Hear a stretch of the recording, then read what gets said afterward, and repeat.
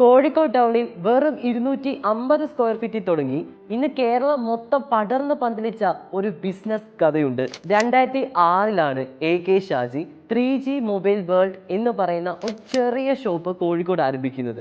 എല്ലാ മൊബൈൽ ഫീസും കിട്ടുന്ന ഒരു മൾട്ടി ബ്രാൻഡ് ഷോപ്പായിരുന്നു 3G മൊബൈൽ വേൾഡ്. ഫോണുകൾ സജീവമായി തുടങ്ങുന്ന കാലഘട്ടമായതുകൊണ്ട് തന്നെ ഷോപ്പിൽ വൻ തിരക്കായിരുന്നു.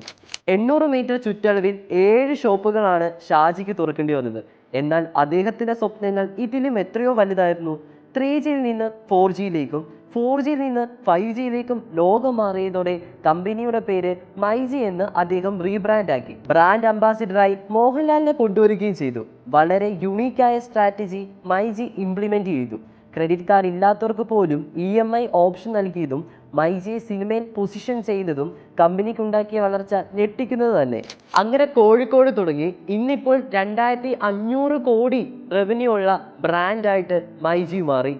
നല്ലൊരു വിഷനും ആശയവും ഉണ്ടെങ്കിൽ ഏത് ബിസിനസ്സും വിജയിക്കുമെന്ന് മൈജി നമ്മളെ ഓർമ്മിപ്പിക്കുന്നു.